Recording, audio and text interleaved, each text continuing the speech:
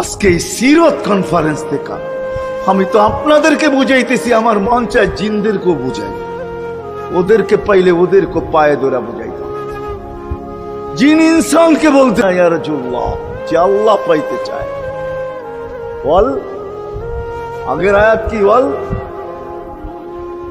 ইয়াউমিল আখিরা, আর যে আখিরাত পাইতে চায় জন্য যেমন ঘড়ির কাঁটা তার জন্য যেমন, যে পায় না তার জন্য সমান। এখানের জীবন কাটা যাবে। বিদায় আসেন আজকে এই মজলিস থেকে প্রতিজ্ঞাবদ্ধ হই যে নবীর নবীর ওই মাথার থেকে নিয়ে একবারে কোথায় পাঁচদোনা পর্যন্ত ফ্লাইওভার চলে গেছে, ঠিক না?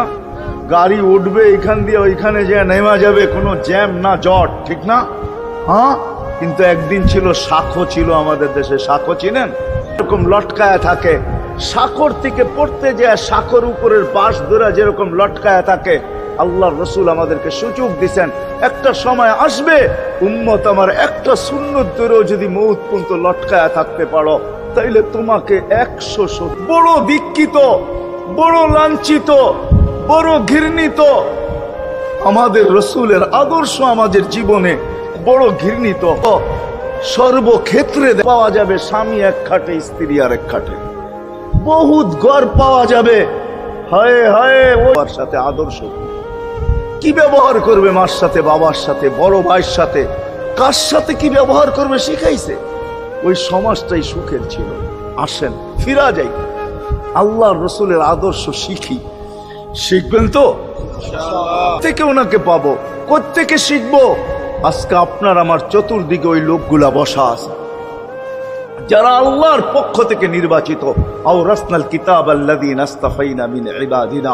আমি থেকে ক্ষুদ্রকেও হারাইতে দেয় নাই, এমনকি নবীর একটা জানোয়ারের নাম পর্যন্ত হারাইতে দেয় নাই। হক্কানি আলেমরা, আল্লাহওয়ালারা সুরক্ষিত রাখছেন, আমাদের কাছে নবীর আদর্শ আছে। আপনি বেশি শিখতে পারেন না, আমার কোনো আপত্তি নাই।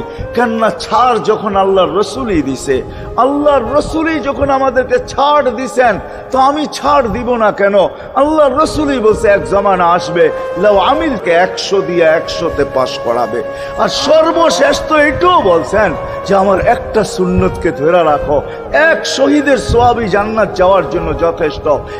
জান্নাত যাওয়ার জন্য তো একজন দেওয়া হবে, 99 শহীদের সওয়াব। আদর্শ ছড়াও, সারাদিন ফেসবুকে কাজ করো, ফেসবুক দেখো, খোদার কসম হোয়াটসঅ্যাপ দেখো, ভাইবার দেখো, ইবু দেখো, তোমাদের মেধাগুলাকে নবীর